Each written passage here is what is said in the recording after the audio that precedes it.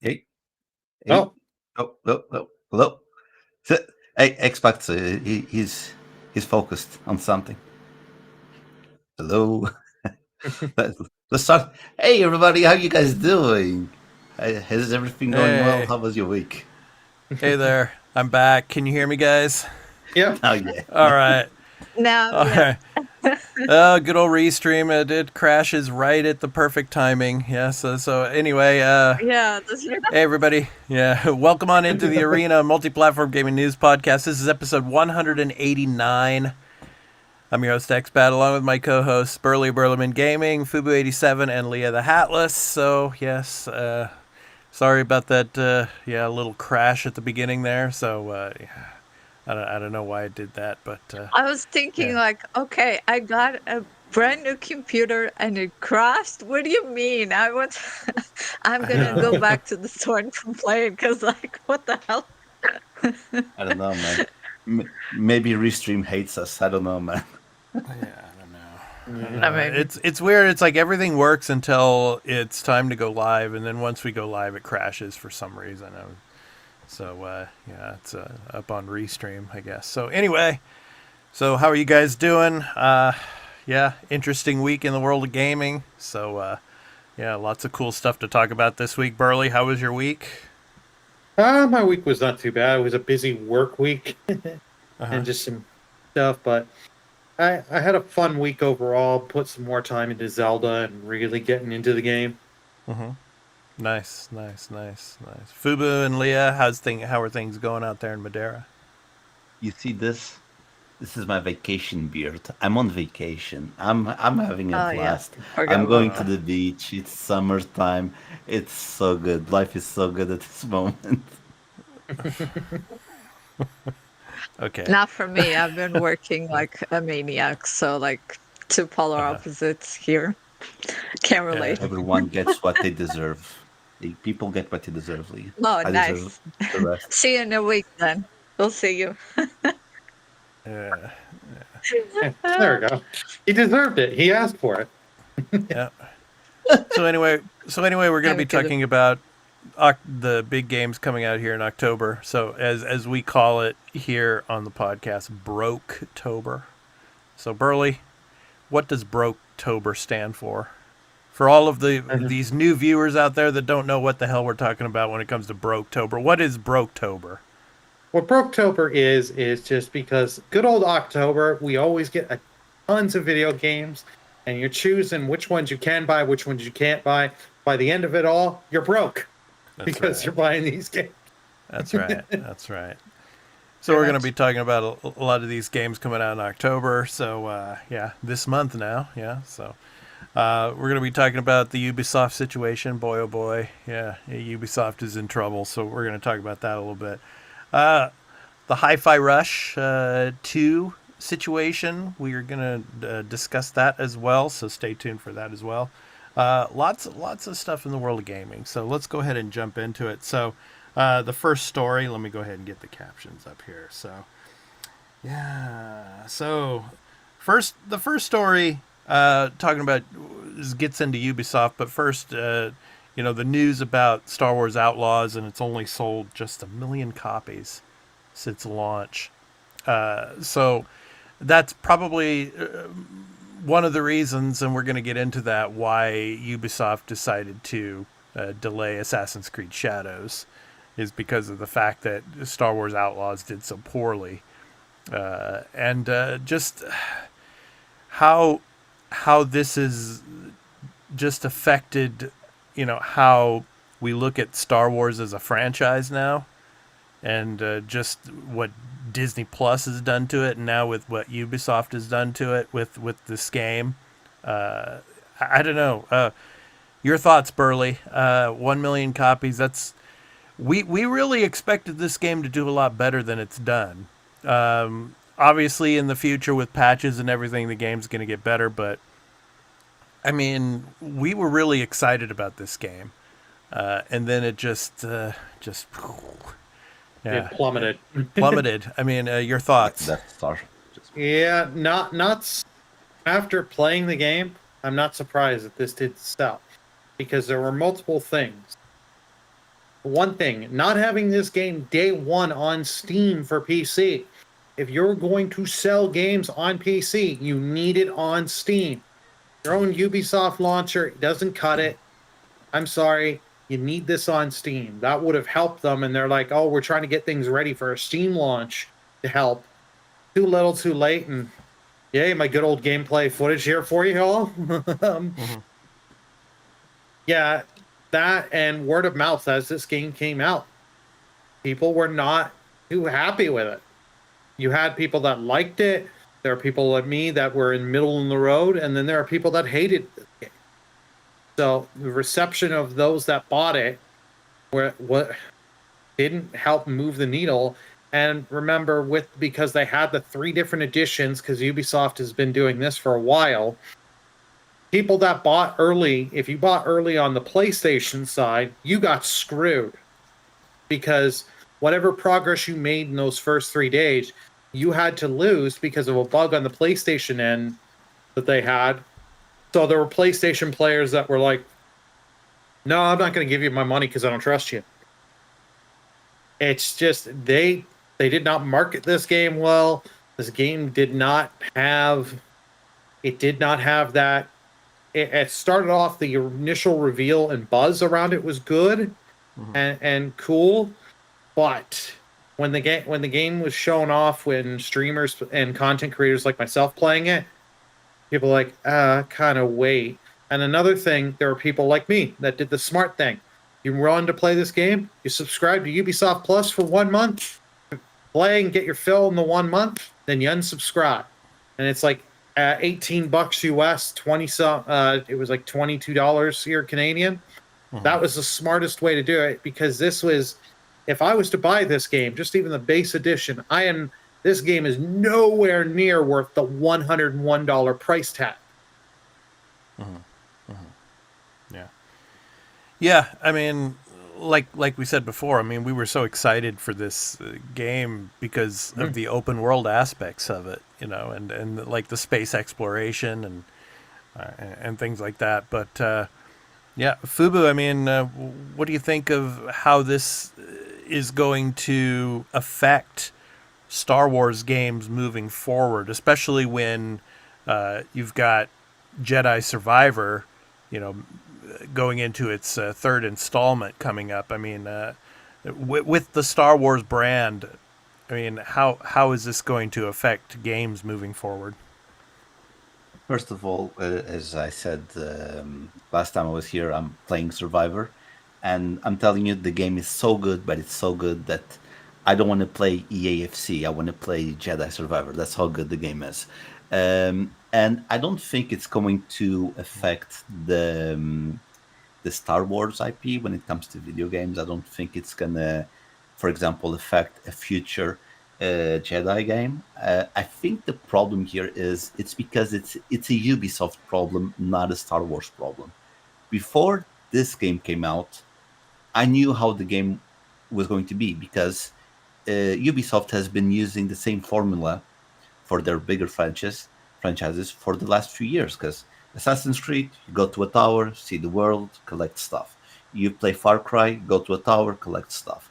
Star Wars, I was expecting to be the same type of thing. And then you compare the world of the worlds of Outlaws, for example, with Jedi Survivor. I love traversing the world of Jedi Survivor. There's puzzles to do. There's a lot of details in this situation, and now that we're going right now for this moment in the clip, you just go. You're on the speeder, and there's nothing. There's nothing. They built a massive world, but why would you want a massive world if there is nothing there except okay, some animals, some monsters, some enemies, but there is nothing that much. The world is big, but it's not populated. That's why sometimes it's better to do something more condensed, but there is a lot more action in it, so the player is more entertained. I don't think 1 million is very bad. It is very bad, especially because the money they probably paid Disney to use the Star Wars name, it's not going to cut it. It's probably more than 1 million. This is very, very bad for Ubisoft. I don't think it's going to affect the Star Wars brand if it is with another company, in this case EA and the Jedi games. If they do another another Outlaws with Ubisoft, it's not going to pan very well because people know what they're expecting, and people are starting to vote with their wallets, and they just don't want to. They don't want to. They don't want to do the same type of game they've been doing for the last 20 years with Ubisoft. Leah, do you agree with that? Yeah, I think it boils down to players. I think players are tired of having to spend $60, $70 in a game and having so many issues. And if a game doesn't get it right at launch, people are not gonna like get it immediately because they're gonna have a bad experience. So they're just gonna wait it out. I think this is just a problem that we've been having for many years in a row. And I think players kind of finally had enough and they're like, okay, we're not going to buy immediately unless the game is perfect. And one bad review or multiple bad experiences just make people go away.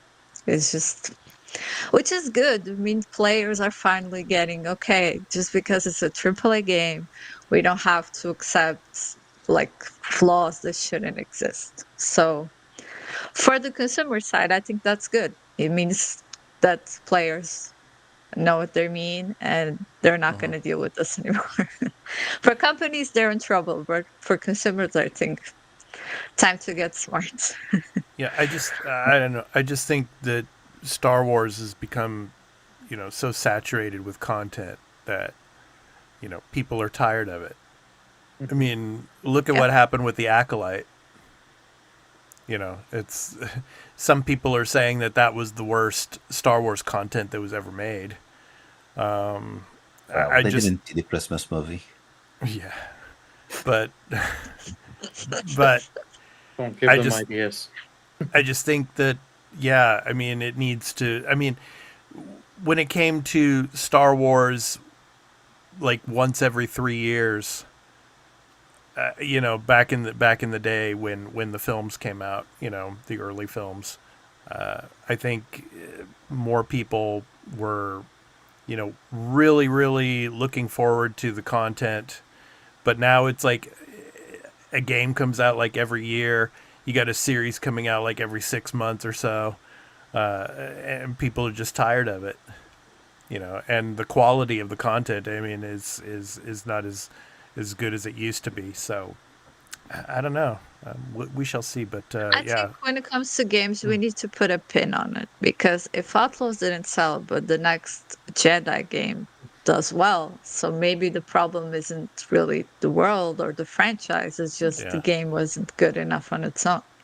Well, so I think we got. But I think that's just the excuse, though. That's made, though. Even if the game is not so good, it's just there's just too much Star Wars content now.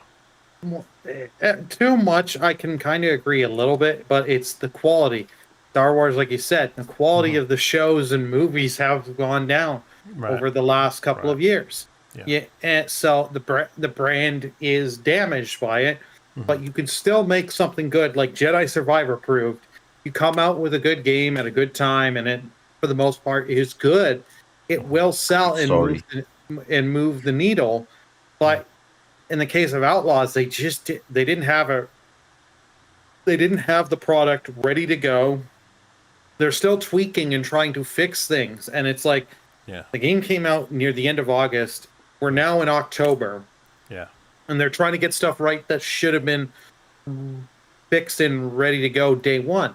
It's like, okay, this game needed, as someone that played and beat it, this game, I said, needed another 6 months to polish and just fix things and maybe, you know, tweak and maybe add a little bit, because you don't have that much gameplay that's very good. Like, it is Assassin's Creed Light, but you do not have any of the options.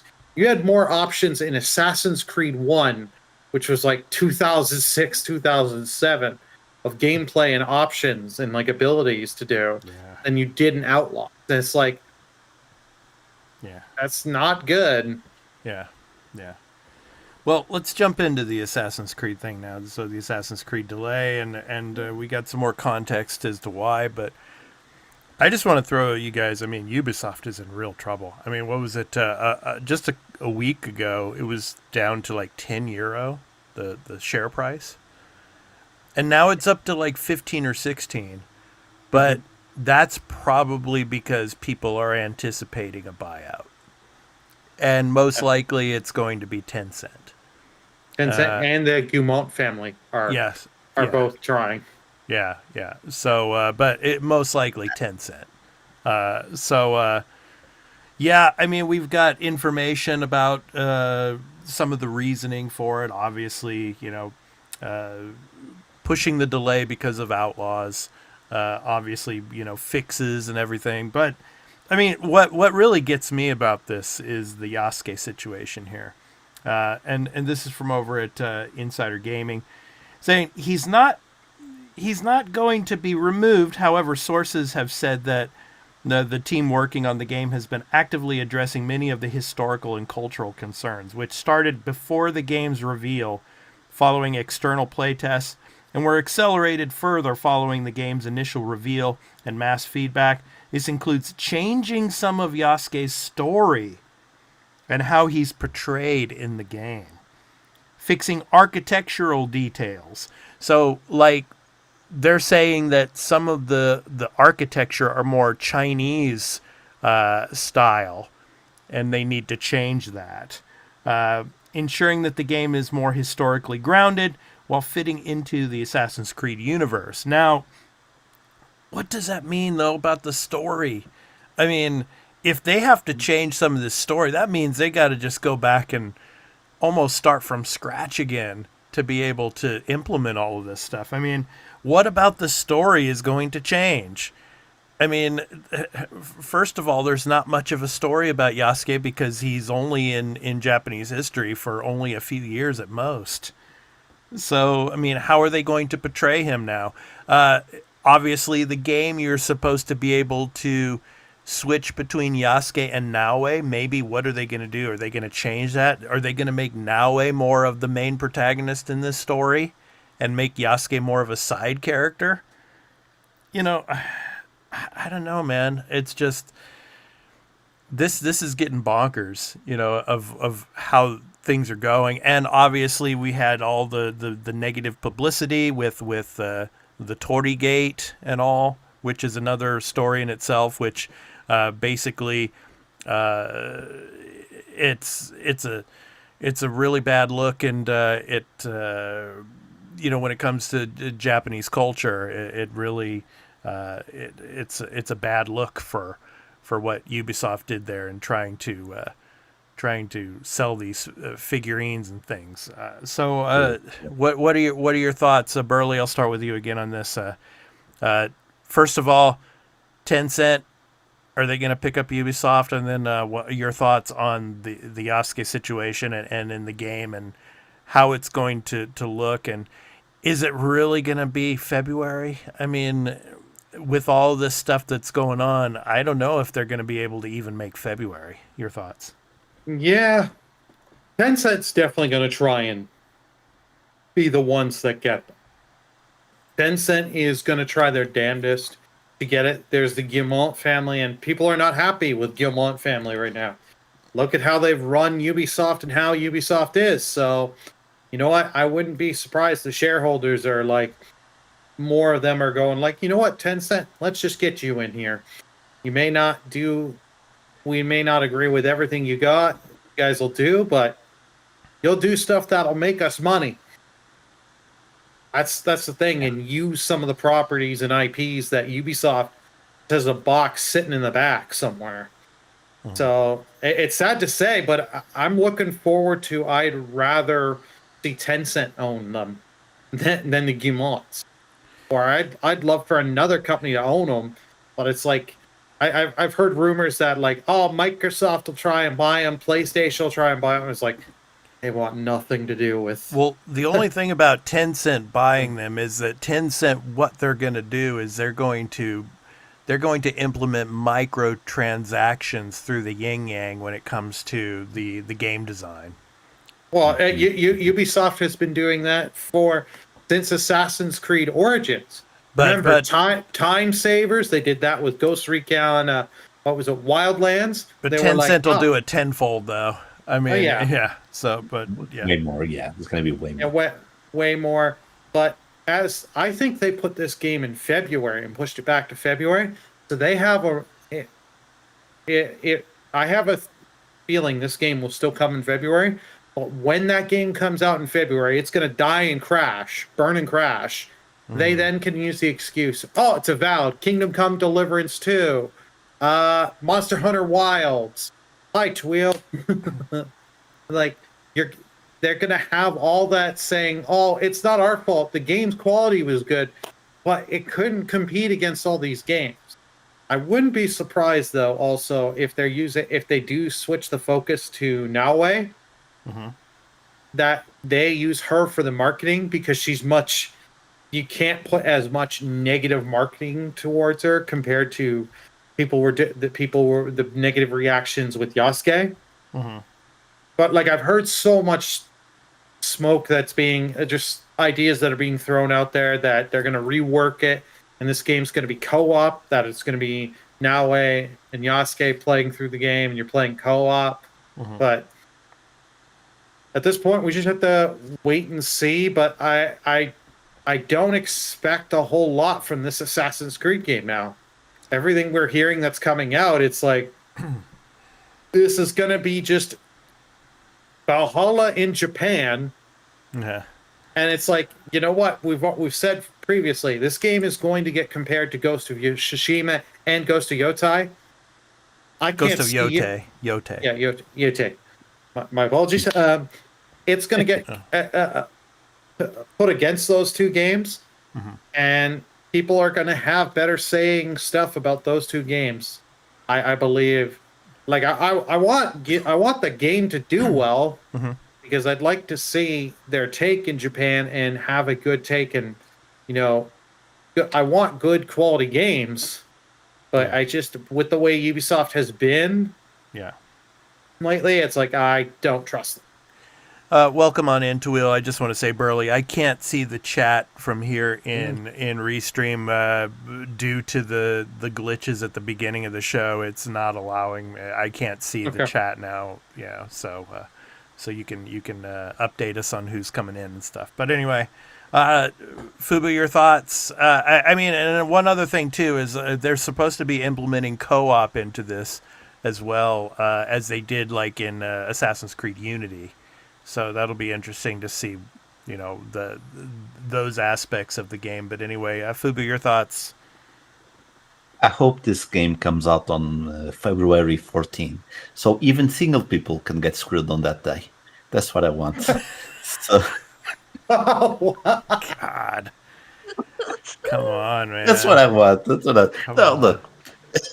When it comes to the story, I already said this a few months ago when we started talking about this, and Expat clearly said that it doesn't have a lot of influence in the story in Japan because it was a sword bearer, right? That's basically his story. I already said at the time, the way to fix it is they do the story with him, and when the game finishes, they erase him from Japanese history. Just they erase it. That's what they should do. Well, because he was. He was. He was. After Yeah. Honoji, after the Honoji incident, basically he was erased. Because Yeah. yeah, So he just disappears. We don't know what happened to him. exactly. So But if they do that specifically, they focus on that point at the end of the game, it's gonna fix everything that he did during the game. Okay, and it can yeah, be a tragic ending, whatever can be whatever it is. When it comes to the Chinese architecture, yeah, that's a very big fail, especially when you're doing a game. Assassin's Creed in Japan, something that people really want. People yeah, like you, expat, will get those things very, very easily because you yeah. study that. You have Right. the master's degree.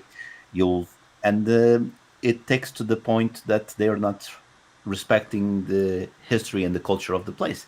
Because I remember the first trailer for Assassin's Creed, the Altair had a crossbow on the trailer, and Yeah. then you remember, you Yeah. remember that, and the crossbow didn't show up on the full Right. game, and everyone was like, "What happened?" And oh, it's not historically accurate. Right. They Right. focused, they worked, they did the homework. They stopped doing that at Ubisoft for many years, and there's a lot of elements that they are not the most correct. They take their liberty, and I don't think that's right. Yeah, when you do a game, especially when it comes to culture, you have to respect, Yeah, be it good or bad. and they're saying that they brought in the historical, experts way too late in the process here.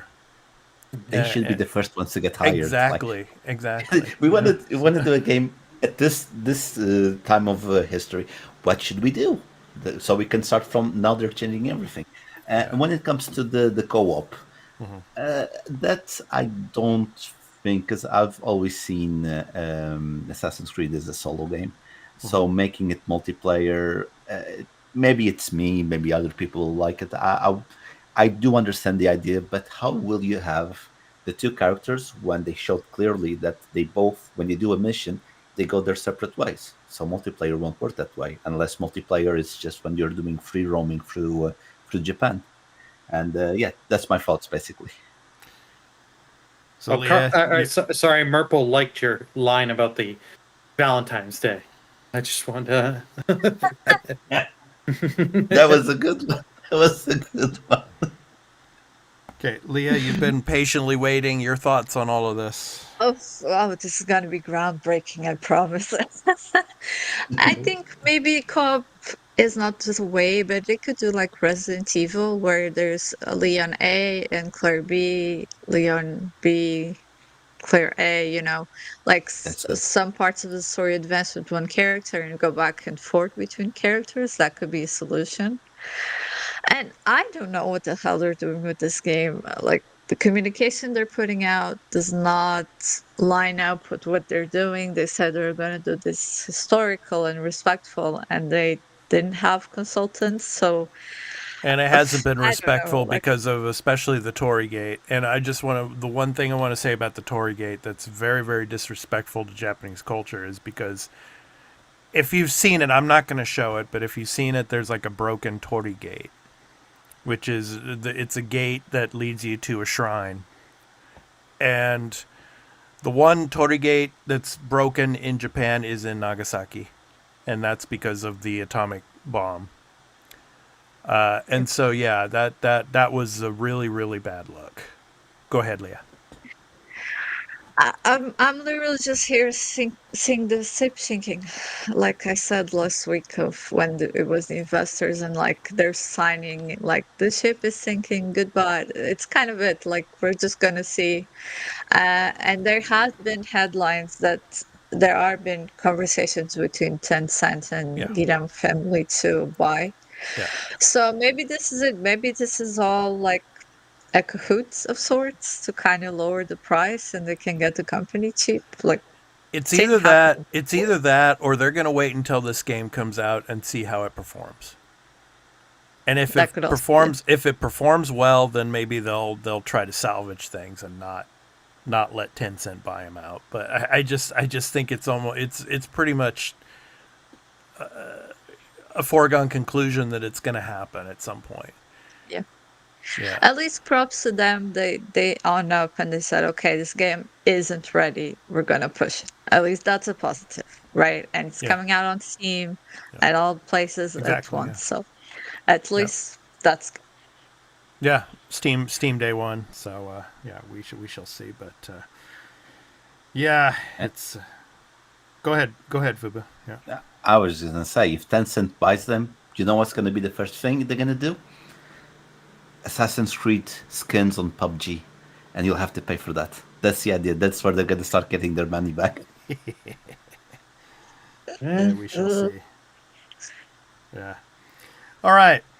Let's move on to Hi-Fi Rush.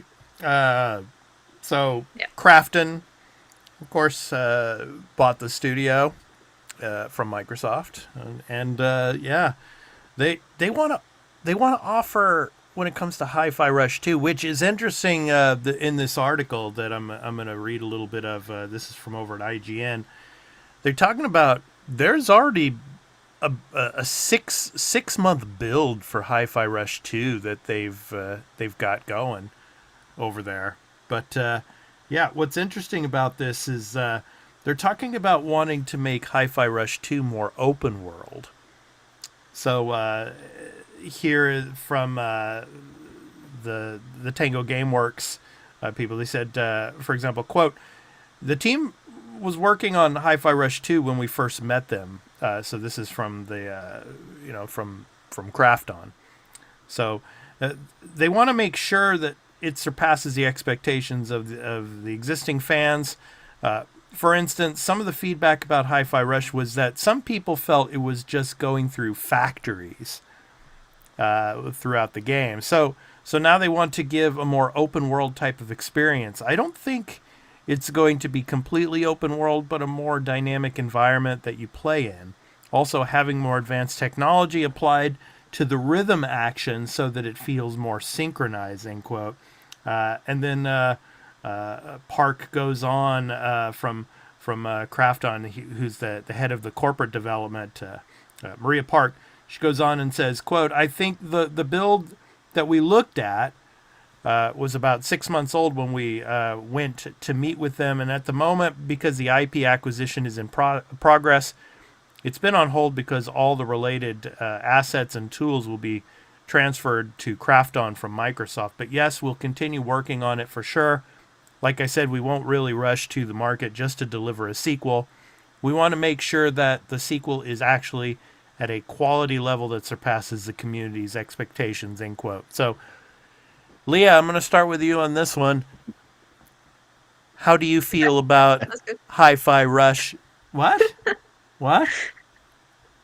No, fine. I'll start. My question is, how open well, world let me throw the question at you first before you start. When it comes to Hi-Fi Rush 2, how do you feel about it being more of an open world environment? I'm not a fan of open worlds. I like open closed worlds, meaning like a bit of exploration but guided. I think I don't know, open worlds are just so long, and one of the reasons, for example, where I get stuck on Horizon is because it's too much open world for me. I would rather it to be a bit more center focused. So if they can find a middle ground, kind of like a Persona sort of open world where you have the city you can guide through, and there's maybe one or two side quests, that's like the perfect balance. I think they're gonna get something good, because on a sequel you kind of have to open and develop a bit more. If it's too much, I don't know. But like I trust the developers. They probably kind of know where they wanted to go forwards, but just a little bit, a bit of salt and pepper, and it's perfect to go. Let's not overdo the open world. That's my view. A little salt and pepper with a little bit of Tabasco on top. Yes. Hey, I love Tabasco sauce. I put it in my scrambled eggs all the time. So yeah, good stuff. Fubu, your thoughts? Wait, didn't we a few weeks ago we were discussing that Hi-Fi Rush wasn't a priority for them or something like that? Now we're talking about the sequel now. I don't know what's going on with those people. Anyway, I'm in agreement with Leah in the sense that I feel that I have open world fatigue, and again, that's one of the Mm-hmm. things that I really loved with Wukong, and I did say in the on Mm-hmm. the review is you start with an open world and then go slowly, and it opens to a little bit bigger, not open world itself, but it Yeah. gets a bit bigger. I hope they go the same way. I don't want a full Yeah. blown open world where you can travel, jump, go up, down, left, right. No, I think I'm in agreement with Leah. Start with something small, not too big, and see how it goes. I don't want an open world, despite the visuals of the game. I'm pretty sure if they continue with this type of visual, it would be a beautiful city or a beautiful world, how they want to do it. The visuals are beautiful, but I think do that for the third game if there's a third game. But the second one, make it a little bit bigger, not too much. Burley, what was that game that was it was on Game Pass for a while, and I think it was on PlayStation 2, where it's like it's like you're like a musician, and then you're moving through this world. It's more of a 2D world, I think it was. Trying to remember what. I know what game you're talking about. Yeah, I'm blanking on the name. yeah, me too. Yeah, but that's a kind of situation I would like to see more with a Hi-Fi Rush 2. I think in that sense, yeah. Oh yeah. Like this. This is a like this game does not need to be open world, but like they said, open world-ish. So more a little bit more exploring in the levels, but still being hand-holded, guided. Mm-hmm. Great. And the thing from a few weeks ago is that like Microsoft said they didn't necessarily want a Hi-Fi Rush 2 Mm-hmm. with the whole Tango. Mm-hmm. But like when they were purchased, Krafton was like, Artful Escape. Thank you. Mm-hmm. Tuil puts in and Donnie puts in Enter the Gungeon. I don't think it was Enter the Gungeon, it was Artful Escape. I think that was That's the the one. game. Yeah, yes. Artful Escape. Yeah, that's the one. Yeah, I would like to see a Hi-Fi Rush 2 kind of modeled after that type of game. That would be really cool. So, but we shall see. Yeah. Yeah. So, good stuff. Alrighty. So, next up, Cyberpunk. When it comes to a sequel, and probably years off. But, yeah. So, the CD Projekt Red, the director, says that they may never win some fans back, especially with what happened with Cyberpunk, and how it was just buggy as hell when it first came out. I know you guys remember that, so playing it. So, Yeah. But hopes that future games like The Witcher 4 will, hopefully, win back a lot of those players. And he says that it's unfortunately the price we have to pay for losing those players at that time. But your guys' thoughts? I think CD Projekt Red has a really bright future. I mean, especially with The Witcher 4. I mean, The Witcher 4 is going to be big, and I think that's going to bring back a lot of people. And then, of course, Phantom Liberty. That was a really good bit of DLC that came out for Cyberpunk, and yeah, I think the future looks bright for that franchise as well. But just as long as they take their time on it, and we know that The Witcher 4 probably won't be coming out until late in the generation. But Burley, your thoughts on the comments and your thoughts on CD Projekt Red moving forward. Yeah. Well, like at least they're being upfront and honest on this. It shows that they've learned that if you just rush something to release because you want to get it out for the holiday season that year and get those millions of sales right up, if you don't have the product ready, it's not going people are going to complain and want refunds. Like, I don't trust them. I don't trust them for Witcher 4 at release. You showed me with Cyberpunk you're willing to do it. What makes me say you can say all the marketing crap you want all right now? When that game comes out to release, if it's anything like Cyberpunk and the state Cyberpunk launched in, like, I don't want to give you money. I don't care if I can get refunded quick. Fool me once, shame on you. Fool me twice, shame on me. Oh, that good old George W. Bush reference. Yes. Yeah, interesting. Yeah. Yeah. Fubu, Leah, what do you think? I think that The Witcher 4, I mean, it's just another beast in itself along, the lines of, when it comes to the development cycle and the teams that are working on that. But your guys' thoughts, Leah, I'll start with you. Yeah. I disagree. I think people have short memory. We're in the age of information. We're being bombarded. I've seen PlayStation be over and then be great in 1 week, like 4 times. When the Pro release, it's over. When it was the 30th anniversary thing, it was amazing. And then another, like the Horizon remake, it's over. Then Ghost of Yote? Did I say it right? Ghost of Tsushima. Yeah. No, Yote. They announced Ghost of Yote. Yes. Yeah. It's amazing again. So I think like when this game comes out, it's like it's gonna be 2, 3, 4 years. No one is gonna remember Cyberpunk. They're gonna say, "Oh yeah, that game. Oh, okay, I'll give it a go." I think that's how people work nowadays. Like, no one is gonna remember such this a short T-minus memory 10 span. minutes. Yeah, short memory spans. Yeah. But then again, I mean, another game that we're going to be talking about into next year, of course, GTA 6. I mean, that game is going to erase everybody's memory of any other game that's coming out or that came out before it. In most likelihood. Sure. So, but Fubu, your thoughts? Yeah. Expect I hold a grudge. I hold a grudge, you do. and Okay. If you trick me, you're done.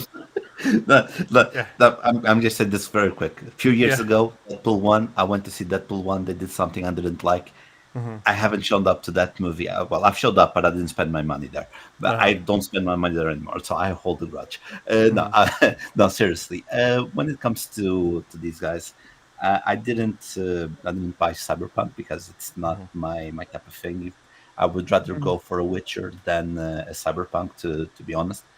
But I think they are on check, at least for me. When it comes for me, I trust them because what they did is something that doesn't happen in this industry. They did something really bad. They made a very strong effort to make things right, and they did manage to make things right. And nowadays, Cyberpunk is a great game. Could have been much greater if it came out in perfect conditions. But they're on check for me, and I will keep my eye and my ears really paying attention when Witcher 4 starts to come out to be sure that they're not doing the same scheme. Because if I notice that reviewers have an embargo that only lifts on the day that the game comes out, there's something wrong with that. If the embargo is like 2 weeks before the game comes out, that's a good sign. So I will be paying to those small details to make sure if the game is worth buying on the first day. And if I see green flags, I will definitely buy the game on the first day. But if they trick me with Witcher, like they did with Cyberpunk with other people, they will go on my naughty list. I just want to add, this is the man that buys EA FC every year. We'll keep that in mind. I like to be miserable, Leah. I like to be miserable. So, my question to you guys, though, when we're talking about The Witcher, now, this next Witcher game, they've already stated Geralt is not going to be the main protagonist. I'm thinking the main protagonist is going to be Ciri. Now, do you think that could affect sales? No. I'm going to go with no. Sure. It can. No, I'm going to say why. Because Ciri is a character that's already been implemented in the game, in the story. You in play 3. with her In 3. Yes, yeah. in 3, yeah. But she's already been implemented. You already played with her. And when you finished when you finished you have to play the expansions, obviously, but when you finish Witcher 3, there is a closure. There is a closure to Geralt's story. And it's natural that his protege continues the story. That's why I don't think it's going to affect sales. It's not like I'm not against having a woman in the Ghost of Yotai. Did I say that name right? Yote. In the Yote, sorry, thank you. In the Ghost of Yote. Yote desu yo. Yote. Yote. I think people are more mad it's going to be a woman because they're killing off Jin because it's 300 years later. And people were not ready to get away from Jin. They wanted to continue his story because his story didn't have the closure. That's why people got a little bit riled up. In this case, if they go with the Ciri, there was a closure that everyone loved. No one complained about that. And taking him from retirement, I don't think it's a very good. Just leave him like a mentor figure. You ask him some stuff, and it's done. Well, I wasn't asking in the sense that, would it be because, Ciri is a woman that people wouldn't want to play as her as a main protagonist? My question was because so many people that have played The Witcher are so used to playing as Geralt that to play as another, main character, they would come, obviously they'd probably play, but then, when it came to sales, I mean, would it do as well? I mean, I don't know. It can definitely affect the sales, because people have 3 games with you being Geralt and going on his adventures and having his storyline going over for 3 games. Yeah. And with where stuff ends, I think is the big expansion. Forgive me if I'm wrong, because I'm not really a Witcher guy. Blood and Wine. And I know with the ending off that, or the one of multiple endings off of that, people were really, really happy off that. Yeah. Yeah, those were great expansions. I mean, that they came out with there. Yeah. All right. So next up, we're getting closer and closer to awards season now. And one of the first awards shows is coming up soon, the Golden Joystick Awards. And we're going to talk about the nominees, not all of the nominees, of course. When the nominees, when the nominations and when the Golden Joystick Awards happens and the winners come out, we will be talking about the majority of the categories. But now let's talk about the PC Game of the Year and Console Game of the Year nominees. So let's talk about those. So let me go ahead and open that up. So let's start with PC Game, and then I want your reactions to these. PC Game of the Year nominees: Animal Well, Balatro, Frostpunk 2, Satisfactory, Tactical Breach Wizards, and UFO 50. Those are the nominees. I think this is a strong list. I think that it's probably going to be between Tactical Breach Wizards and Frostpunk 2. Frostpunk 2 is out now. I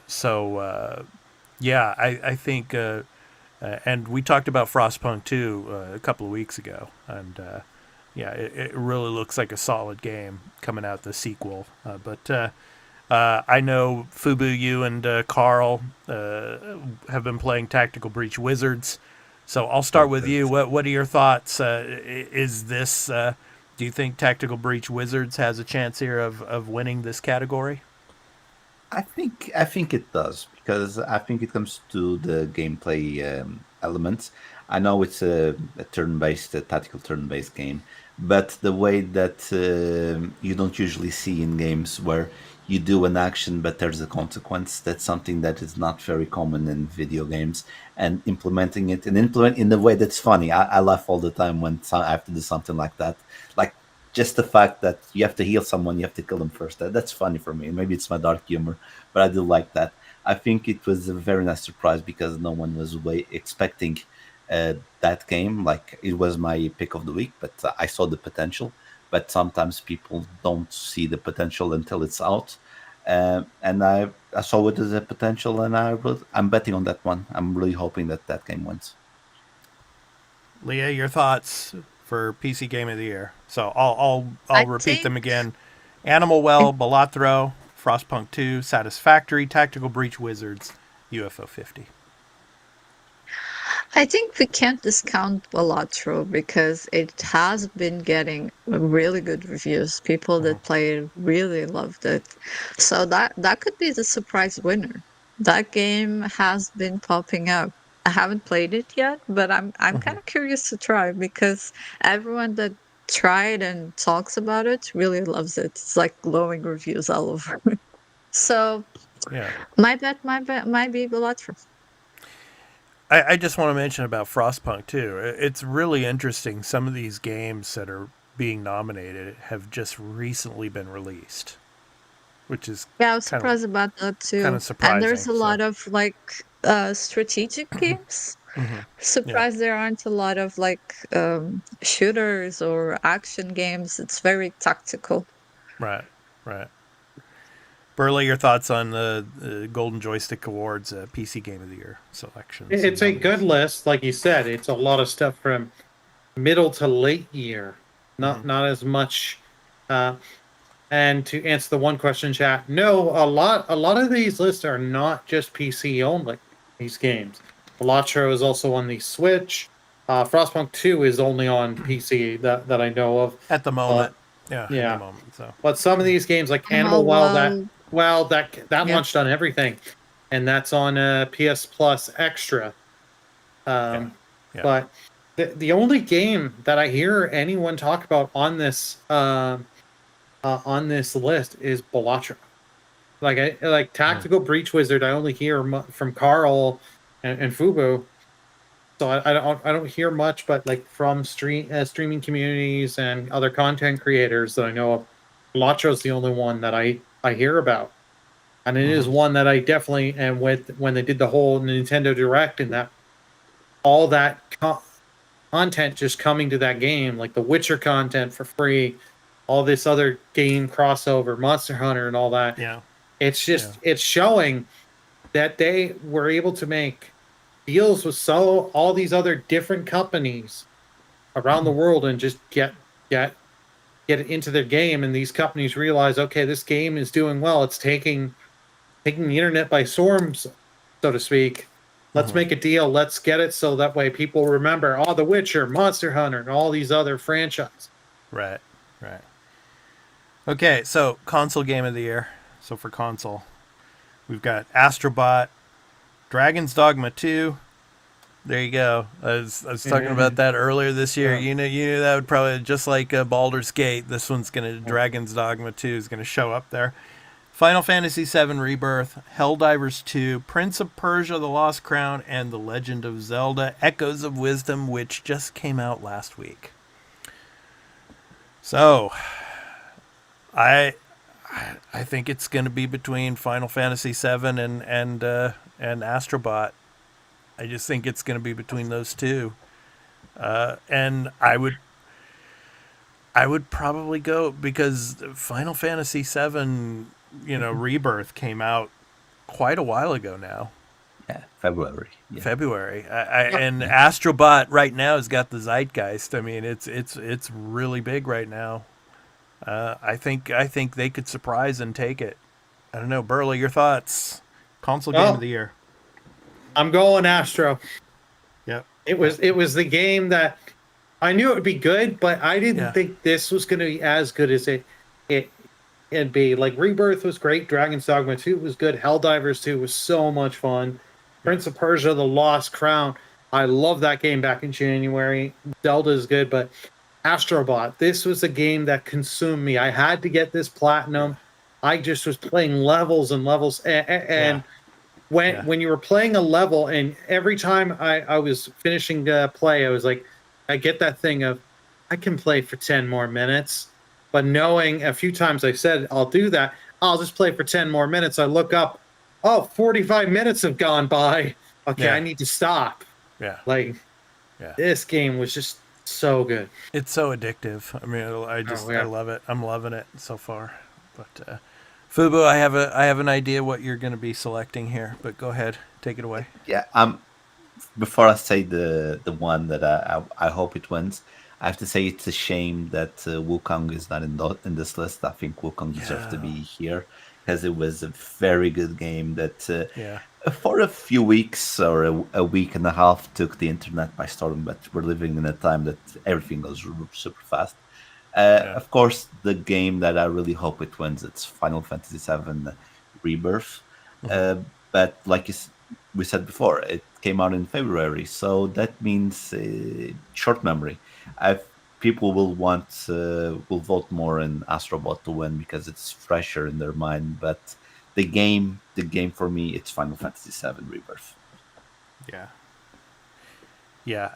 Golden Joysticks it's weird. I mean, some of the nominees. I mean, it's like you wonder why some of the games are, some of the categories were not put in a particular category.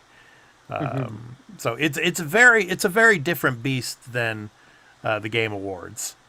Come December for sure. But Leah, your thoughts? Console Game of the Year. I mean, Astrobot was at the top of the list, so I didn't go any lower. I just clicked Astrobot and went with it. To be honest, it's my favorite game of the year. What I'm gonna do, I will say though, it's not the console game, but I'm surprised like Pizza Tower isn't on like the indie games because that was a launched very last year, I popular think. game. Yeah, it was I think last year. it was last year. Yeah, well, I don't know. Just surprised. But Astrobot, of course. That's all I'm gonna say. Yeah. I picked that one. Yeah. So most wanted game, there's like a huge list for the most wanted. Yeah.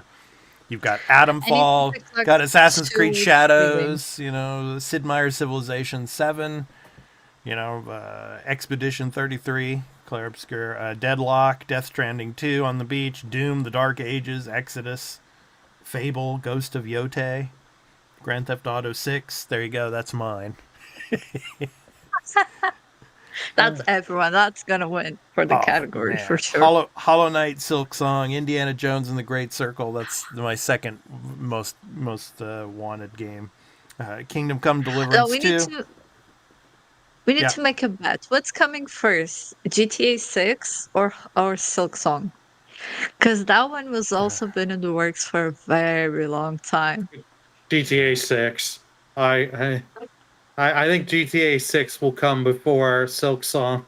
Yeah, and Monster Hunter Wilds. That's also one of the most wanted games as well. So I want Silk Song, so we can use the meme Silk Song before GTA 6.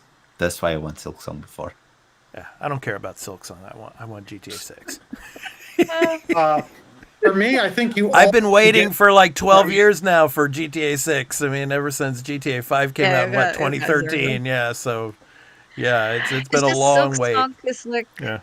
Silk Song is just like a cult at this point. Every time there's a direct, they're like, "There's Silk Song. They're gonna announce it for sure. This is what." And sometimes it's like an indie direct that has nothing to do with it. I'm like, "Oh god." Yeah. So they're desperate. Mm-hmm. Really desperate. Well, for mine, it's Ghost. I think that shouldn't shock anybody here. But for me, my second is Monster Hunter Wilds. I actually just pre-ordered that yesterday. Mm-hmm. Yeah. I don't think Ghost is coming next year. I don't think so. Yeah. Sorry. But Ghosts of Yote, right? Yes. Not Ghosts of... Okay. Yeah. So that it's coming out next year. Like they announced it.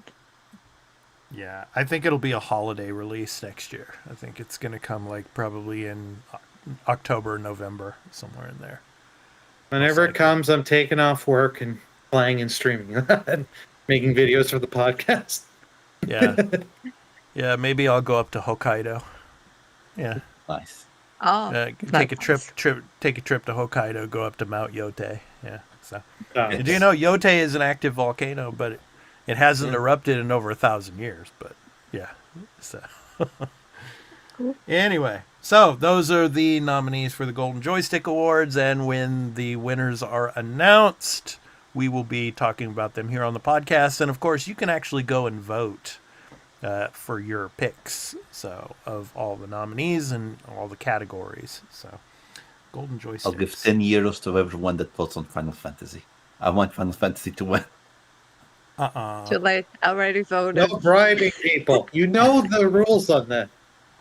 I'm sorry, man. All right.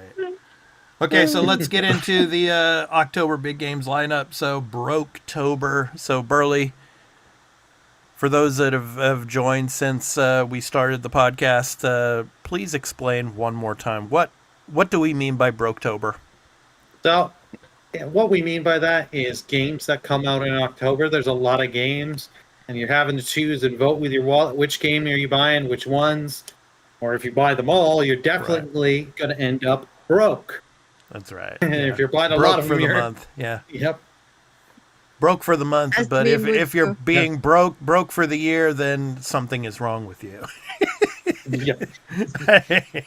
Yeah. As the meme would go, it would be like, hide your kids, hide your wife, hide your wallet, and don't leave the house. That's right. Yeah. That could be it. Yeah. Yeah. Okay, so Let's go. lots of games to talk about. I'm gonna start with a game that it's coming out very soon, in an advanced access, and then later in the month, on of course all the platforms and everything. But I'm gonna talk about this game first, and I'm really excited for this game. It's Life is Strange Double Exposure.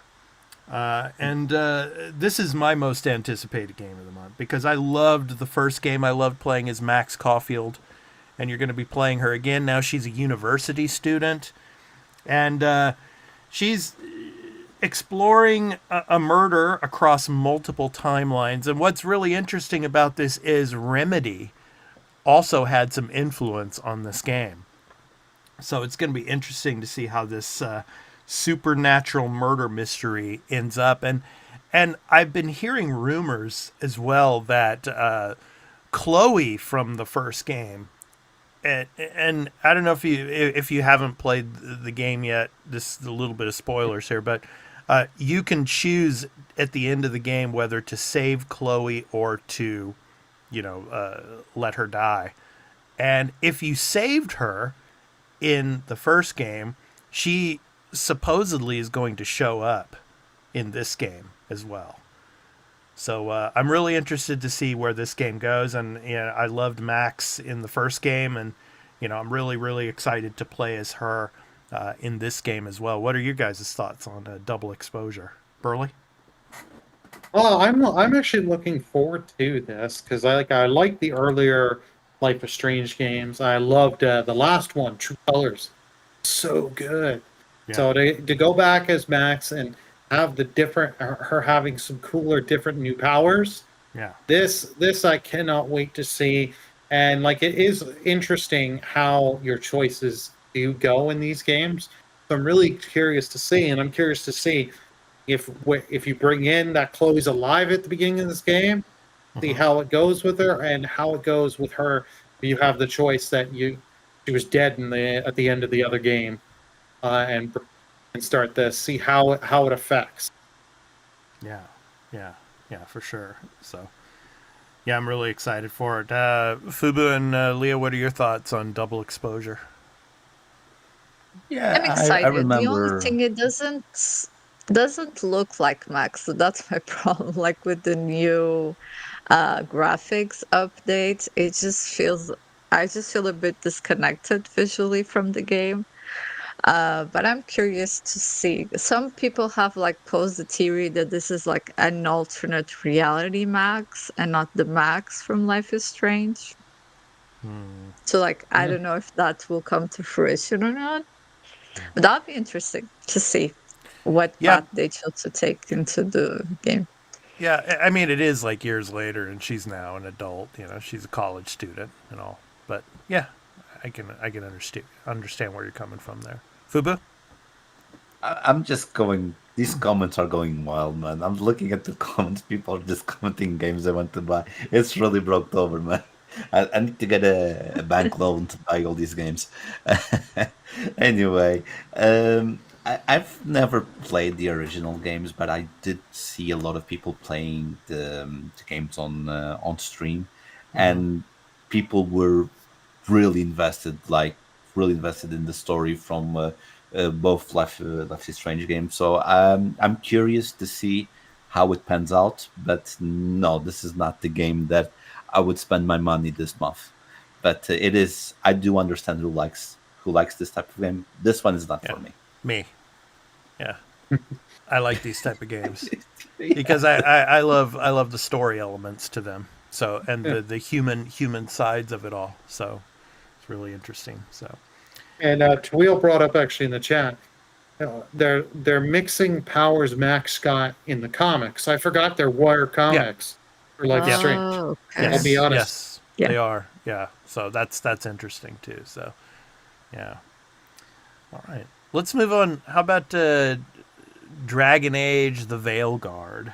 So I'm really excited to see how well this game does. So what are your guys' thoughts on it, Burley? I know you're excited for it. Yeah. Oh yeah, no, this I'm really looking forward to. Like I love the first two Dragon Age games. To me, I loved Inquisition. I had problems with it. I need to go back and try the game again. Hmm. But saying like hearing developer interviews that they learn and that they're like, hey, you know what? Everyone's kind of they're not going as big open world. They're going more level based kind of thing. All stuff I like hearing. So they're doing different stuff like that, and I just it's like great, and you're getting characters from the different games coming back and going back to familiar locations, customizing your backstory and this and that. And one of the cool things they said, this game before it comes out, it's Steam Deck verified, so it Yeah. will run on the Steam Deck. So I'm Yeah. really curious to see how the difference compares between my desktop and my Steam Deck, how the experience is. Yeah. Yeah. Yeah, I'm excited for this because last Dragon Age, of course, Dragon Age Inquisition. I'm just excited to see how much better this game looks compared to that game. Mm-hmm. So yeah, from last generation. So Fubu, Leah, your thoughts on Dragon Age? None. Yeah, this I haven't played the none. game. What? I've played. Never played a Dragon Age game? Come on, no, I'm just kidding. Yeah, go ahead, Fubu. No, I'm a nerd. I guess I know what I should get it for Christmas. That's a good one. Thank you. No, I've played all of them. I love this game. It's not my game of the month, but this game I really am considering. Like I'm seeing how things go. Maybe I can spend the money in two games instead of one. But I like this game. I like the story. It's gonna continue the story from Inquisition. The world looks beautiful. When I did the state of play, we saw the gameplay elements from Yeah. the game. It is a little bit more action based, which I like. I like it's more fluid, the combat. This game has everything to be a massive hit. Everything. It looks very, very interesting. Game of the year potential. Probably. Yeah. Yeah. Oh yeah. If they come out swinging, where it's highly loved like the earlier Dragon Age games, this game can be a contender for Game of the Year. And I'm telling you now, if this game is a hit, in December, no one's talking about Dragon's Dogma, and we're going to be talking about this game. All right. Okay. Okay. Well, next up, let's talk about Burley. Let's talk about Sonic. Yes. So, what do you think about the new one here, the remake? Your thoughts? Yeah. Like I love Sonic Generations. This came out when I was in college, like over Yeah. 10 years ago. Yeah. It's a great game, but like graphically, it looks nice that they've updated.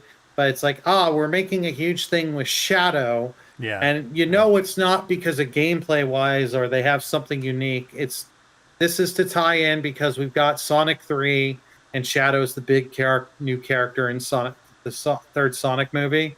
Mhm. So it's like if you haven't played Generations, I highly recommend. Like, if you can get it on Steam cheap, I highly recommend. Like, I will pick this up eventually. I'm just not paying what they want for this game, especially because they're also walling off content with the deluxe edition, which is another $10.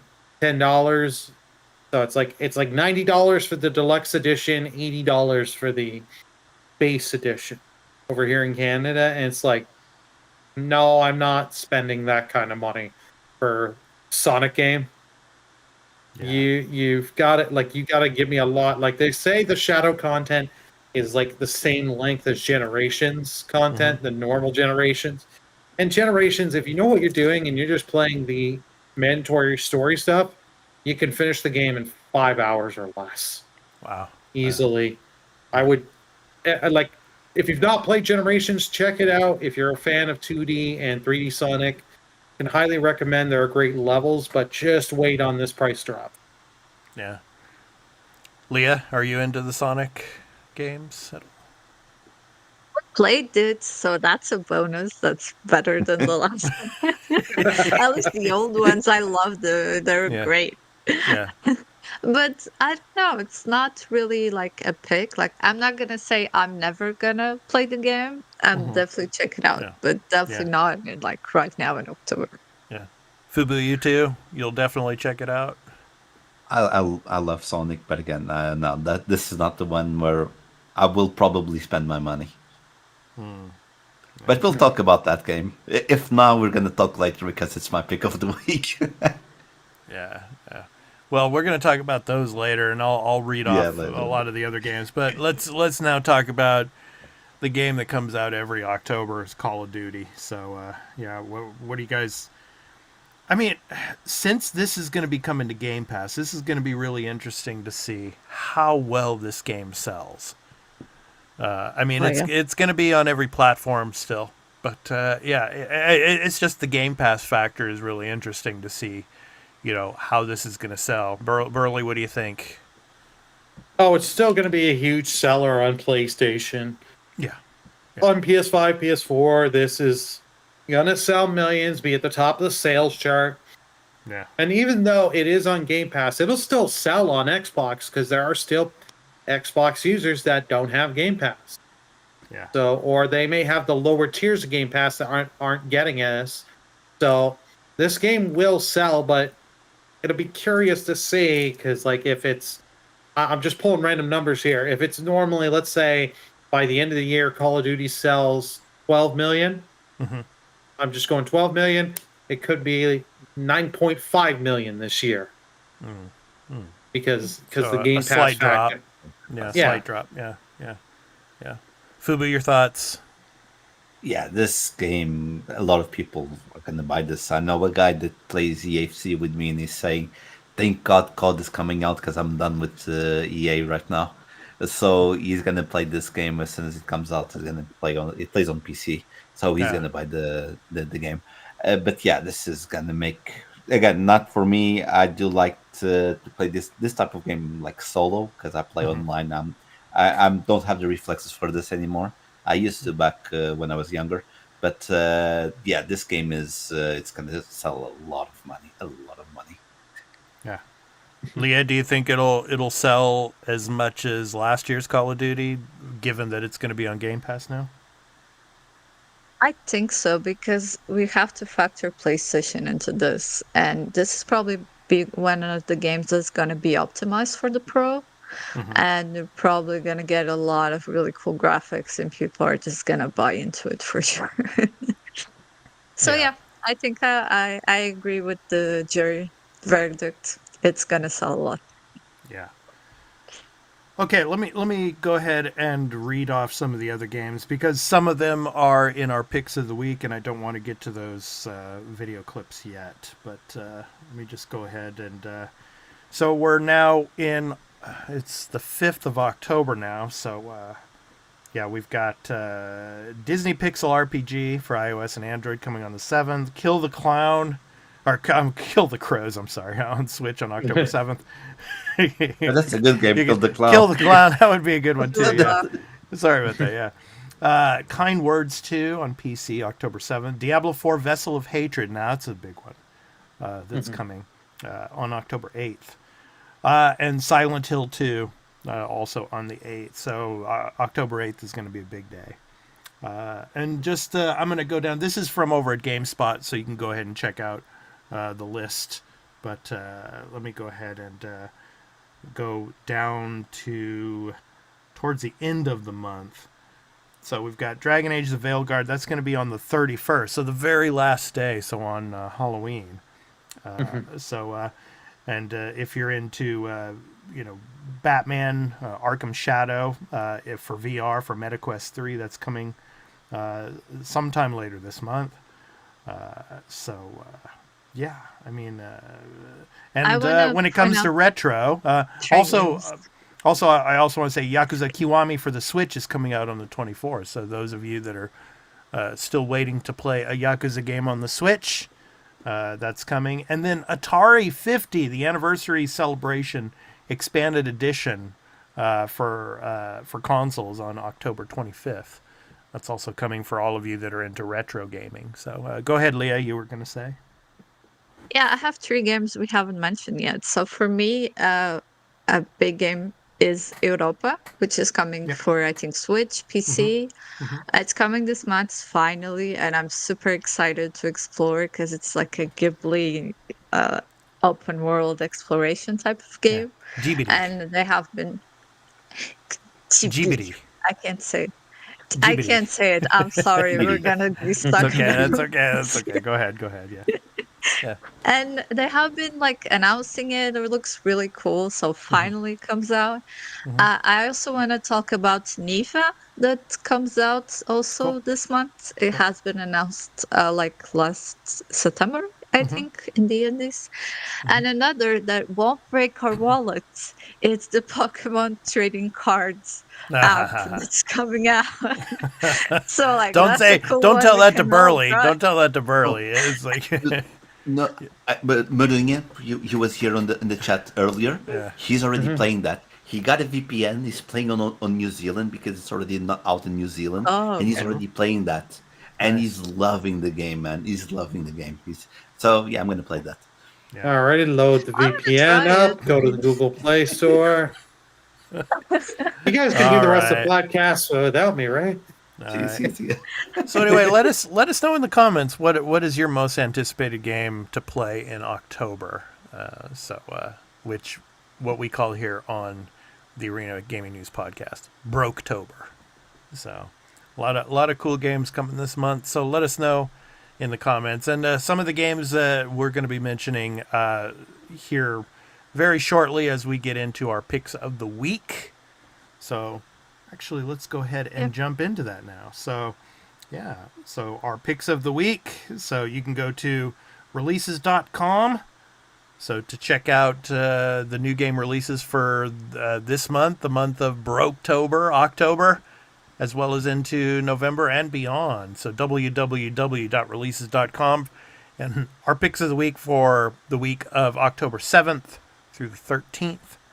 So Leah and Burley, your game is up first. So what do you have for us? Silent Hill 2.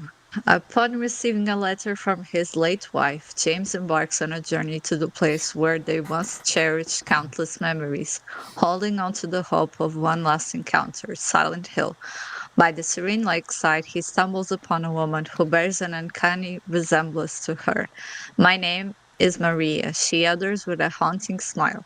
Her countenance, her voice, she's an eerie mirror of his beloved wife.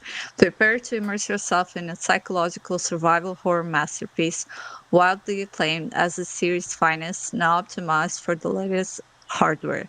With chilling visuals and spine-tingling audio, this experience will send shivers down your spine. And it comes out on October 8th on PC, PlayStation, and Xbox. Thoughts? It's been getting great reviews. I mean, for sure. Oh yeah, it's been getting great. Yeah, it looks great. I'm super excited. I wanted like a Silent Hill game like this ever since we had PT from Kojima. That was ages ago, and we finally arrived at the destination, so I'm super excited. Oh, Yeah. oh yeah. Yeah. I cannot wait to play and stream this game because the only Silent Hill game I've played and was the short message that they released earlier in the year, and that was good. And this looks like a lot of fun. I've always heard from people, if you're going to play any Silent Hill game, 2 is the best one. Yeah. And so it's like I got the remake thanks to one of our fellow patrons here, Fryman.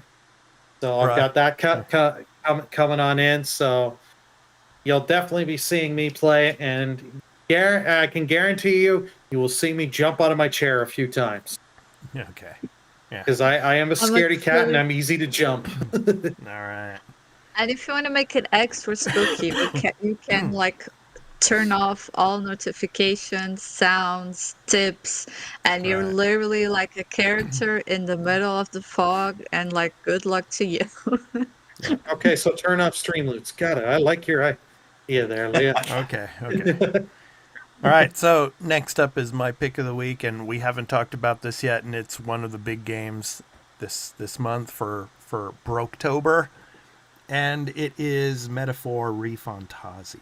So let me go ahead and get into that now. So, yes. From the creative minds behind Persona 3, 4, and 5 comes Metaphor ReFantazio, a unique fantasy world where your protagonist will journey alongside his fairy companion, Gallica, to lift the curse from the kingdom's lost prince. Control your destiny, face your fears, and awaken magical archetype powers that lie dormant in your heart. By awakening to an archetype, you will unlock the power to channel and combine the abilities of unique job classes. Strengthen your bonds and build your party to take down powerful foes and discover the kingdom's true nature. Comes out on October 11th for Xbox Series X, PC, PlayStation 5, and PlayStation 4. So, yeah, I'm really excited for this. So, Atlas moving slightly away from the Persona type of game when it comes to the high school students to make more of a fantasy type of game. So I'm really, really excited for this. The turn-based combat here is amazing. I finished the prologue demo, and I'm really excited to start playing this from the 11th. Your guys' thoughts? Looks beautiful. I like it. Yeah. The gameplay looks very, very solid, very active. I'm enjoying this. Yeah, it looks really fun. Really fun. Yep. Yeah, no one really makes a game like Atlas for sure. Yeah. They really nailed the visual aspect of the games. It's always amazing. I agree with Mr. Spooky saying we're dating all the waifus in Metaphor. That's it. Gonna date all the waifus. That's what we're gonna do. I haven't finished the prologue demo, but I've put a fair amount of time in. I'm really enjoying it. Like, it's something different. It's got the feel of the other games of Persona and Shin Megami Tensei. You can definitely feel like it's Atlas, but they do some unique and different stuff. I like that if you are of higher level, basic enemies, you can just go up, do the physical attack, and kill them. You don't actually have to go in do a turn-based battle to kill weaker enemies that you're already well and above. Such a nice system. Yeah.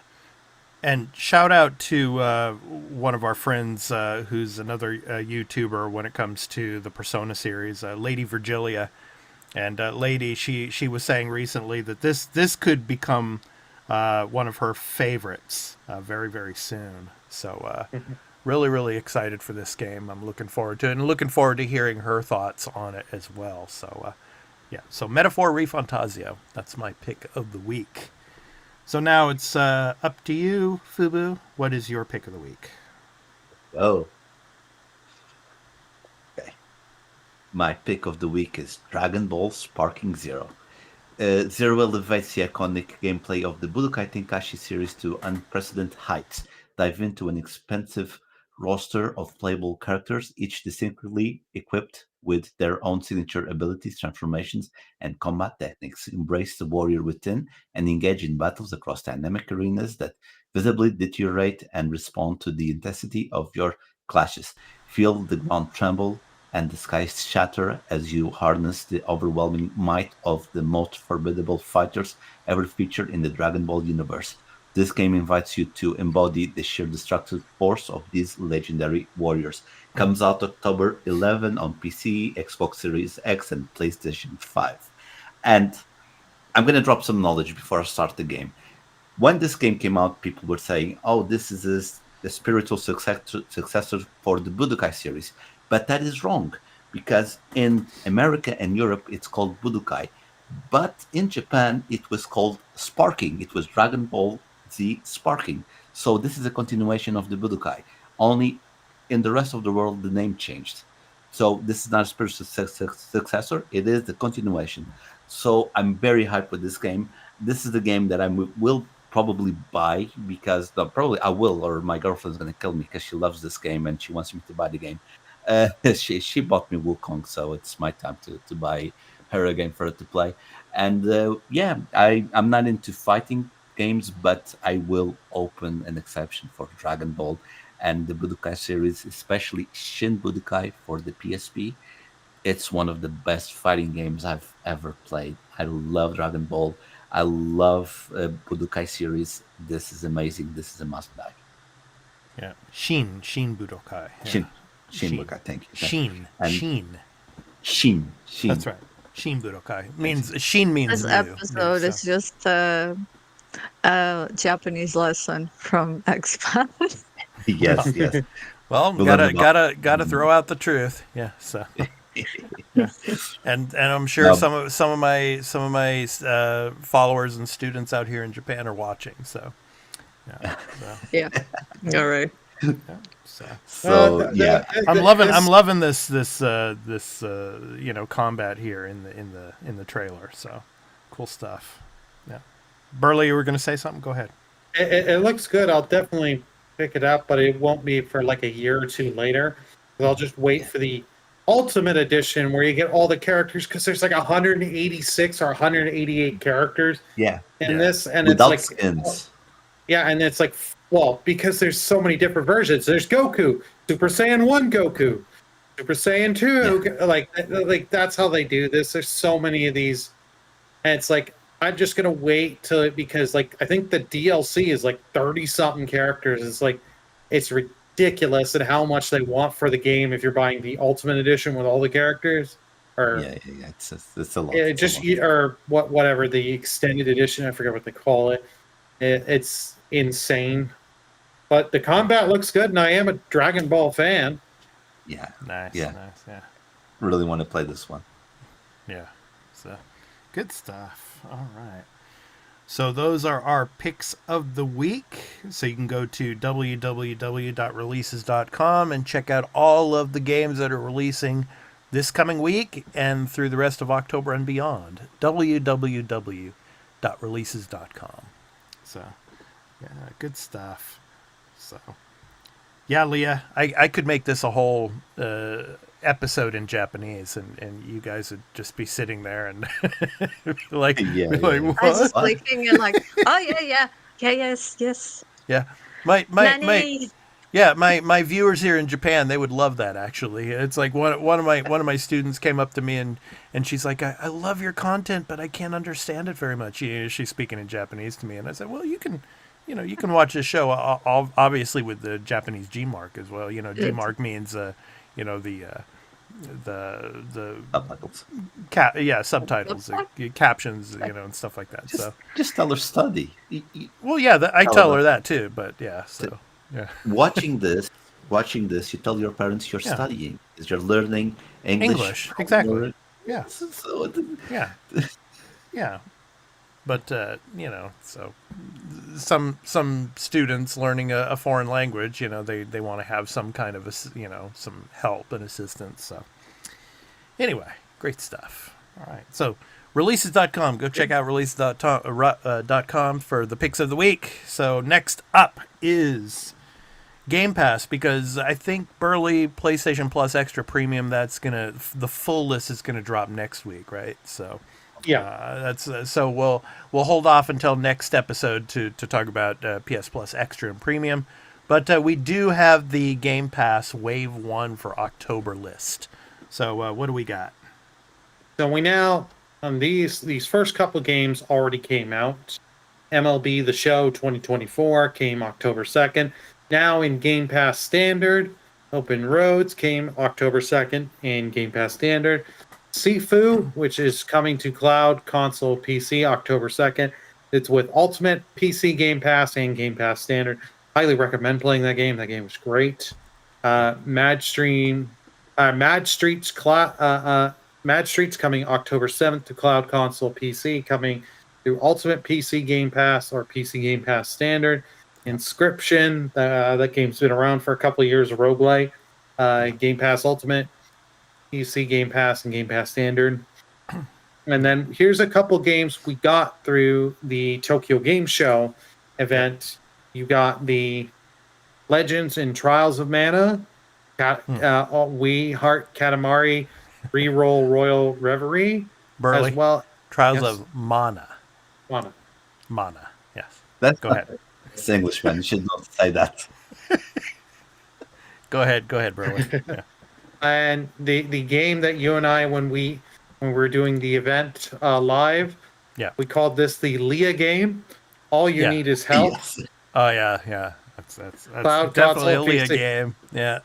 Good stuff. For me, She approves, and also the it doesn't have it on this list, but the Final Fantasy Pixel remasters came right on there. Right. And we have leaving on October 15th, Dyson Sphere program, PC, Everspace 2, Cloud Console and PC, From Space, Cloud Console, PC, F1 Manager 2023, Cloud Console, PC, and Scorn, that was on Cloud Console and PC. Yeah. So you got a few days left to play those, but if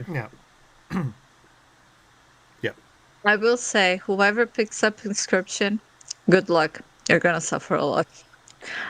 I gave up on that game. It's extremely difficult. Like, you just die nonstop. If you enjoy Dark Souls, you're gonna enjoy Inscription. It's just Dark Souls with cards. There you go. That's your description for this game. Yeah, good stuff. So that is the Game Pass Wave 1 titles for October. So, Burley, I just have to say I'm a little surprised that Sifu is on that list. But it's for those of you who haven't played the game, it's really good. So check it out.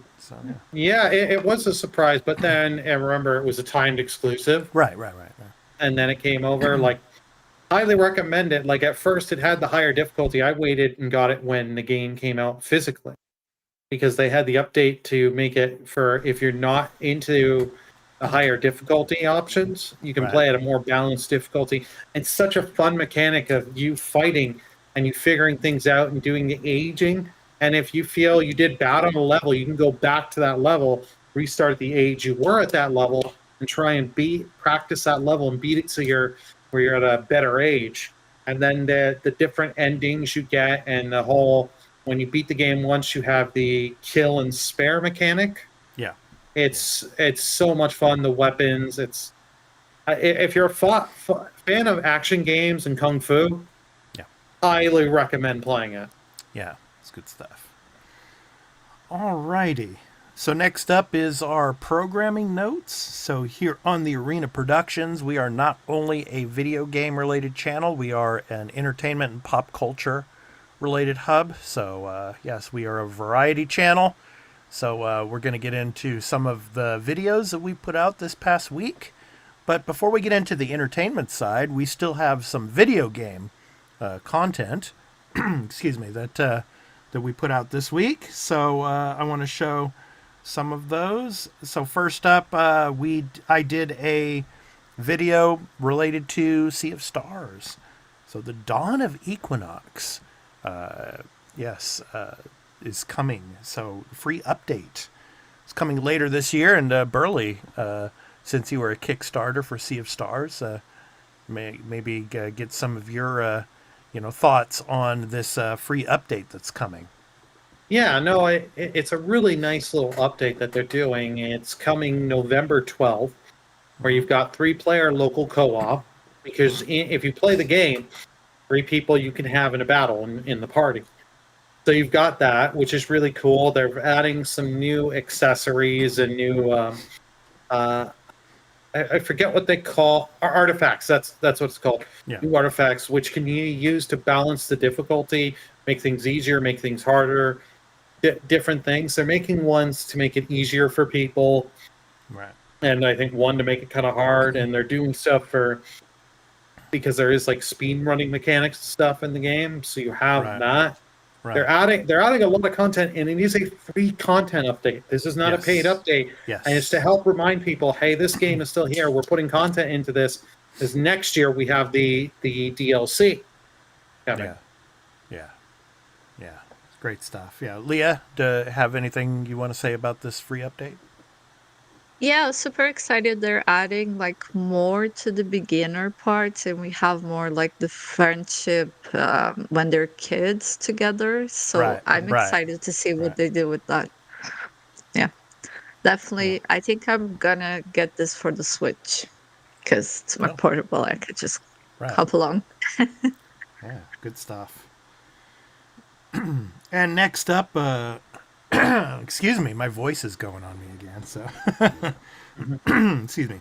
Next up, I did a video on the Digital Dojo. That is our show about all things going on in the world of Japanese video games and the video game scene out here in Japan where I am. So I did a video on the Retro Museum for Nintendo that opened on October 2nd. So the museum opening and talking about a lot of the things that you can see at the museum, which is out in Kyoto area. So yeah, really excited for that. I'm hoping to go at some point and check it out.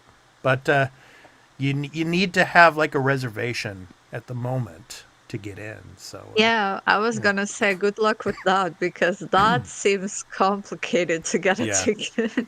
Yeah. That will probably change in the future, but yeah, I think it's just because of the opening. But yeah. So check out the video, and you'll learn some things about Nintendo, its history, as well as what you can see there. Some cool images. So yeah. And then the last bit of gaming news, of course, Valorant. It's moving to Unreal Engine 5. So some information related to Valorant. So those of you that play Valorant, yeah, there's going to be a pretty big upgrade. And what's in store for that. So check out that video that I did also. So, and now to the entertainment side. One show, of course, the Marvel Agatha All Along. So I think it's episode 3. So that I did recap and review on. So whine anyone? So those of you that have seen the episode, you'll know what I'm referring to here. So yeah, please, if you've watched the episode on Disney Plus, please check out my recap and review here on the Arena Productions. So yeah. How are you all enjoying Agatha? Burley, I know you hadn't started watching it yet. Have you had a chance to watch any of it yet? No, but I plan to this week to try and start watching it. Yeah. Leah, how about you? You watching? I watched the first episode and it was amazing. I loved it. It was so good. Yeah. Really I love how they kind of bring up a bit of the WandaVision aspect on the first episode. Like, I'm not gonna like say what it is, but I'm really curious with this, like what happened with the Darkhold, what's going on. Maybe we'll have like a little Wanda cameo. Because, like, there's this theory that maybe she really isn't dead and she might come back. I don't know. We'll see. But just the protagonist, like Katrin Hanna, she's amazing. I love her as Agatha. And she has, like, a witch to contend. Yeah. It's going to create a lot of chaos. Aubrey Plaza. Yeah. Aubrey. Yeah. They're both amazing. I love them. Yeah. Good stuff. Yeah, so those are our programming notes, and hopefully Burley and I were going to get the final episode of our recap and review of the Rings of Power at some point early next week, and I'll try to get up episode 4 of Agatha All Along sometime, hopefully on Monday. So get those out. I'm curious to see what you guys think of the finale for Rings of Power. Yeah, we're going to be talking about episodes 6 through 8, but generally it'll be kind of like a review of the season, and we'll be talking about the final episode. But and it looks like Amazon is going to be renewing Rings of Power for season 3 very, very soon. I mean, they're in discussions at the moment for that. So, yeah, that will be coming. So, all I can tell you for that video is Sauron will be discussed. Yeah. Oh, nice. or as he's called right now, Anatar. But yeah, yes. It's like, we'll be talking about that. So I mean, there's been a lot of negative reaction to the season, and we'll be getting into that as well. So, but looking forward to doing that one last episode for season 2. So all right. So those are our programming notes. Here on the Arena Productions, we've got a lot of content, so we appreciate all of your support. For those of you that come in, watch our videos, video on demand, as well as here for the podcast, watching us live. So thank you so much. We appreciate all of your support. So it's time to talk about the games that we're going to be playing this up and coming week. On the PlayStation side, I'm going to be playing more of Resident Evil Village. So I've been getting into that. It's like nice. The beginning of the game is, oh man, it's I have feelings about that. We'll talk about it when I finish. On the Switch side, going to be playing the new Zelda, Echoes of Wisdom, and on Xbox, Metaphor Refantasio. I will be playing that, as well as Shattered Space. I'm going to get back into Starfield and play some of Shattered Space. So that is my week. Yep. So Fubu, how about you? Your week of gaming? I'm gonna be playing EAFC. I finally got my pro invite, because every time I play this game, I'm on the pro level. So I'll be playing that, so I should keep sharpen up, and I will be playing Jedi Survivor because I'm loving that game. It's so good, and I'm almost at the end of the game. I feel I killed that bad guy without an arm, and I got betrayed by the other guy with the jetpack. I don't want to spoil. So I'm enjoying the story so much. It's so good. Nice. Leah, how about you? I don't know, but probably if I have time, because time is a big issue here. Civilization and Oxygen not included. Like, I want to get some brain power going on here. Cool. And Burley, how about you, and with your streaming as well? Well, streaming side Zelda, we'll probably either finish Zelda this week or be close to finishing it. But depending when Silent Hill 2 remake comes in, I may be streaming that coming in. But for horror-wise, I might also be streaming Alien Isolation. Oh, wow. Because I was gifted that, and I've heard nothing but good. I've heard a lot of good things. I've seen other people play it, so I'm very curious to see how that is going to be. Don't speak much or don't move much when you're hiding in one of the lockers. when the alien starts walking through the rooms, because if you like during the stream, or if you're talking, it'll hear it and it'll get you. Okay. Fun fact for this game. You're fighting an AI, so there's 2 AIs in the game. One for like the game itself, and one for the alien, and he's gonna learn your patterns. So don't get too comfortable. Like, if you hide like in the closets, he's gonna know you're gonna hide in closets, and that's the first place he's gonna search. So good luck, Mr. Burley. Yeah. A pro tip for survival. Yeah, it's a great game, and I mean, it's really cool how it pays homage to the original 1979 title. I mean, when it comes to your saves, it has the little cassette tape. Which is really cool. Yeah.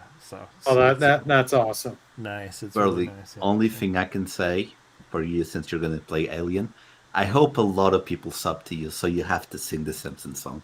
That's the only thing I want. Then you get killed. Hey, that's another thing. The Simpsons is now finished. Yeah, the final episode came out. Yeah, 35 years of the Simpsons. I mean, can you believe it? Oh, wow.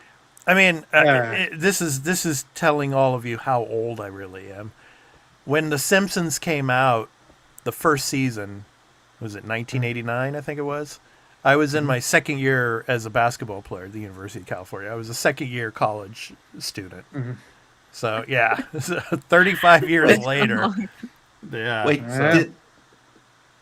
like 2 weeks ago when you were watching the trailer for Ghost of Yotai, that wasn't your age? I thought that was Yotai. I thought that was Yes. Yotai. I thought that was your age, man. Well, yeah, technically during that show it was, yeah, but yeah, things change. Okay. Things change. All right. Okay. So, all right, that's going to do it for us in this episode 189. And of course, you can watch us live here on Saturdays. Excuse me, from 2 p.m. Pacific Daylight Time and 5 p.m. Eastern Daylight Time.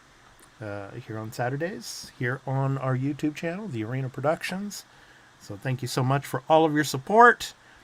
And now it's time for our indie recording artist spotlight to end the show. So each and every week, we do support an indie recording music artist. And we have an outro to end the show. So this week's spotlight is on Luke Melville.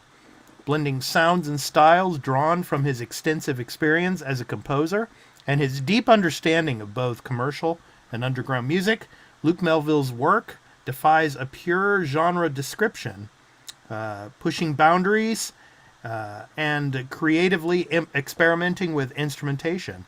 His music is diverse and innovative, from his album titled Electric Energy, and the song is called The Odyssey. So this has been The Arena, a multi-platform gaming news podcast, episode 189. I've been your host, Expat, along with my co-hosts, Burley of Burleman Gaming, Fubu87, and Leah the Hatless. We hope to catch you next week on Saturday, 2 p.m. Pacific Daylight Time, 5 p.m. Eastern Daylight Time, for our next episode, episode 190. Next week, guys. So looking forward. We're getting closer to episode 200. We'll have some more details about that as it gets closer. Probably in December, we'll be doing episode 200. So looking forward to that. So anyway, take care, everyone. Have a great week of gaming, and enjoy all the content here on the Arena Productions, and we hope to catch you next week. So enjoy the outro, and like I said, have a great week of gaming. So take care, everyone. Peace out.